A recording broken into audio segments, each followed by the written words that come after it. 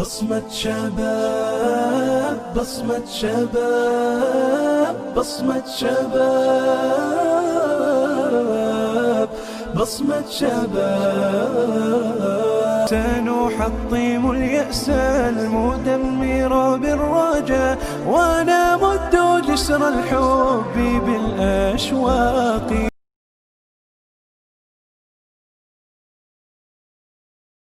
بسم الله الرحمن الرحيم. الحمد لله رب العالمين، والصلاة والسلام على رسول الله وعلى آله وصحبه وسلم.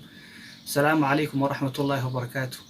مركوبات الله سبحانه وتعالى أيام هاتسك له نسي عافماتك إن شاء الله تعالى ما توحي نكهل دونا حلقة قصابسن برنامج كيني هو تصاليت دنيارتا waxaan istul istaagana maanta dhalinyarta iyo gidaar fadhiga yani qofsu uu garanayo dhalinyarta iyo catabadaha iyo dariiqyada la fadhiisto dibta ay leedahay. waxaynu kaga hadli doonaa dhowr qodob oo waaqic ah oo ku saabsan dhalinyarteena Soomaaliyeed. waxaynu ogsoonahay in meelaha sida catabadaha iyo gidaarada inay xaqqa dhalinyar badi ku nastaan.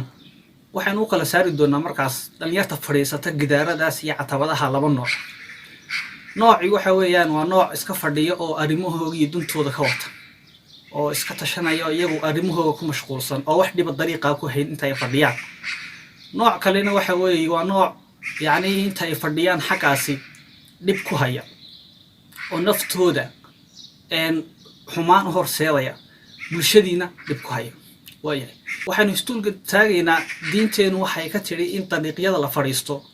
nabigeena calayhi salaatu wasalaam guddiga asxaabtiisa waxa uu yiri xadiis abi saciid al-khudri soo warinay qaala rasuulullaahi sallallahu alayhi wasallam iyaakum wal julus fi turuqat. قالوا وما لنا في مجالسنا بد نتحدث فيها. فقال رسول الله صلى الله عليه وسلم فإذا أبيتم إلا المجلس فاعطوا الطريق حقه. فقالوا يا رسول الله وما حق الطريق؟ فقال غض البصر وكف الأذى ورد السلام والأمر بالمعروف والنهي عن المنكر. نبينا عليه الصلاة والسلام ودق أصحابته in ay fadhiistaan dariiqyada iyo meelahaas maxay bulshadu maraysa ee dariiqyadaas inay fadhiistaan.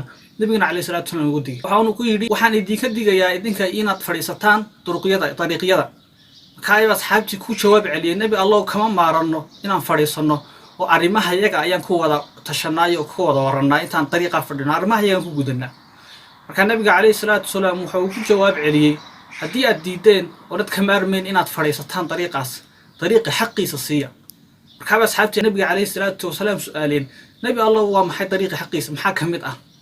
nabiga kaleey salaatu wasalaam waxa uu ku yiri qadul basar indhihiina laabta oo kafil adaa dhibtana ka ilaaliya dariiqa intaad fadhidaan.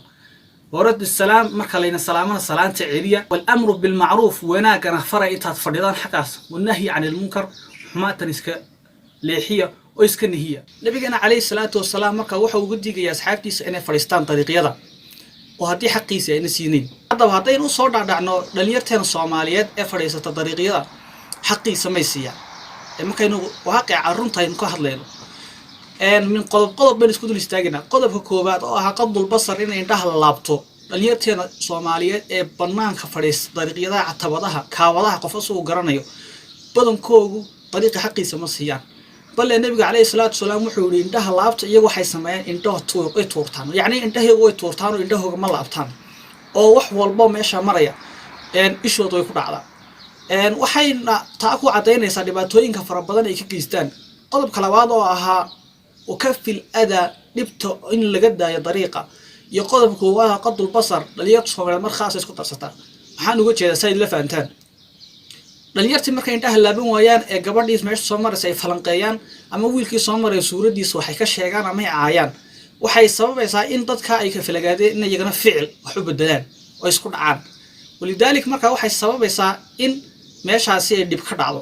nabiga kaleey salaatu wasalaamna wax walba isaga oo asxaabtiisa nooga digay dariiqa oo la fadhiisto dhibta haddaanad ka ilaalinin ha fadhiisanin waxayna asxaabtiisa kula taliyay. qodobka saddexaad haddaynu u galno oo ah in salaanta la iska celiyo marka dariiqa la fadhiyo ma qofku salaanta ka celiso.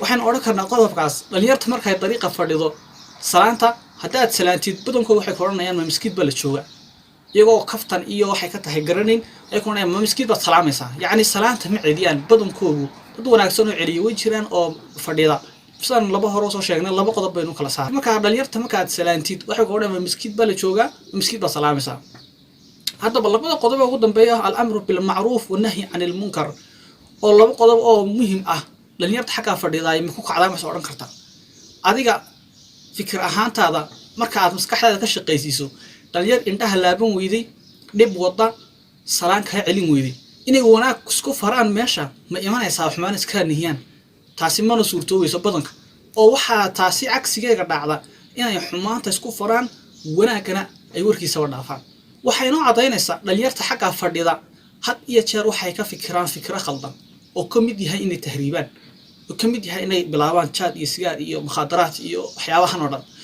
ay ka bilaabaan xaqa ayayna ka bilaabantaa waxa la yiraahdo saaqidnimadu ee Soomaaliya loo yaqaan saaqidnimadu dibjirnimadu waxay ka bilaabantaa catabad fariisiga bulsho ahaan waxa la isku garanayaa qofka catabada fariisto inuu yahay dibjir oo laba kala saaro waalidkuna inooga digayn catabada fariisano waxaan ku soo koobnaa barnaamijkeena hadaba inaynu gudaar fariisanaay horta wax maxaynay nabigeena kaleey salaatu wasalaam ka diigay oo hadii aad gidaarka fariisanaysaan iyo dariiqada fariisanaysaan xaqiisa siiyay hadii aan xaqiisa siin kareyna daha fariisanina inaguna waxaan leenahay dhalinyaro hadii uu gidaar fariisigaas uu dib keenayo uu nafteena iyo bulshada badhay ku keenayo inaynu fariisan aynu maqalna hadalka nabiga kaleey salaatu wasalaam hadii uu dib keenayn oonan wax dhibaato u keenayn oo arrimaheena iskaga warsanayna say asxaabtu nabiga kaleey salaatu wasalaam sheegano kama maarna ku raadeen tahaynu fariisano oo nafteena iyo bulshadeena dib keenayn oo dub inoo faa'iideeyay weeyaan inta ayaanu ku dardaarmaynaa oo waxa uu muhiimsan in la iskaga dardaarmo waxa weeye waxyaabaha dhalinyarta